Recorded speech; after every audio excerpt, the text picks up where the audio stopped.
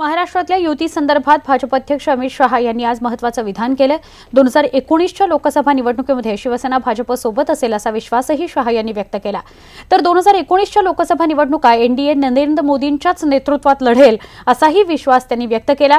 एका न्यूज चॅनलला दिलेल्या मुलाखतीमध्ये त्यांनी हे वक्तव्य केलं। राज ठाकरे नाशिक जिल्ह्याच्या 3 दिवसांच्या दौऱ्यावर आहेत। आज नाशिकमध्ये राज ठाकरेंनी महालक्ष्मीचं दर्शन घेतलं।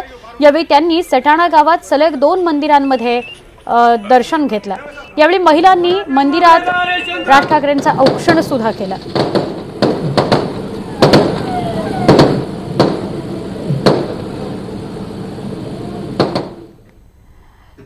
राज ठाकरे 3 दिवसांच्या नाशिक दौऱ्यावर आहेत। आज ते कळवण इथं होते आणि त्यांच्या दौऱ्यात आज दुर्घटना होता टळली आहे। बाळा नांदगावकर यांच्या इनोवाला कळवण इथं ग्रामीण पोलिसांच्या जीपची टक्कर झाली। इनोवाच्या मागच्या बंपरची ड्रायव्हर साईडचा भाग तुटला, पण सगळं थोडक्यात निभावलं। बाळा नांदगावकर आणि गाडीतले सगळे सुखरूप आहेत। यानंतर दोन्ही वाहनं पुन्हा दौऱ्यात सामील झाली। महाराष्ट्र 04 AR9 या क्रमांकाच्या इनोवातून बाळा नांदगावकर प्रवास करत होते। तर कोल्हापुरामध्ये सरुड गावात शिवसेना युवा प्रमुख आदित्य ठाकरे यांच्या कार्यक्रमात अपघात होता टळला।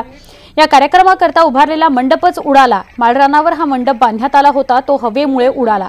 कार्यकर्त्यांना खांब धरून ठेवण्याची वेळ आली, पण मोठा अनर्थ टळला। आणि आता बातमी निवडणुकांच्या अनुषंगाने येऊ घातलेल्या व्हीव्हीपॅट संदर्भातली। आगामी लोकसभा निवडणुकीकरता प्रशासन जोरदार तयारीला लागलेलं आहे। नागपुरात 5486 व्हीव्हीपॅट मशीन्स दाखल झालेली आहेत।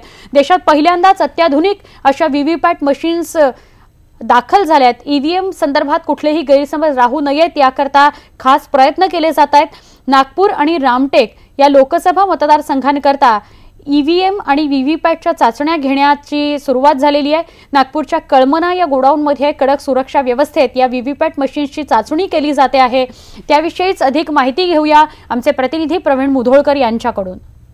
लोकसभेच्या निवडणुकीला 4 महिन्याचा कालावधी राहिल्यामुळे प्रशासनाने तयारी सुरू केली आहे। नागपूरमध्ये आपण पाहू शकतो फर्स्ट लेवल चेकिंग युनिट्स सुरू आहे।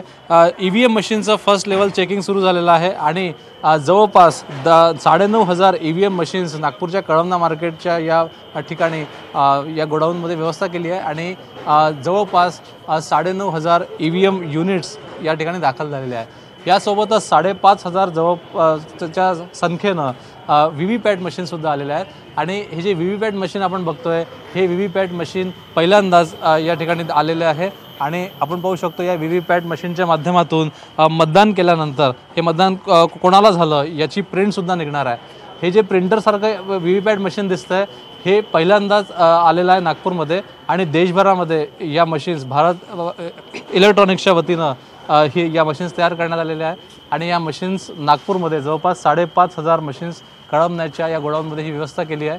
या ठिकाणी चेक केले जात आहेत।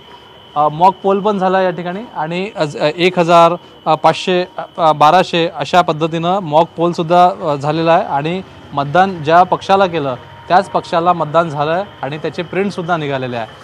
या व्हीव्हीपॅट मशीनपैकी जवळपास 366 व्हीव्हीपॅट मशीन्स या सपोर्ट झाला नाही।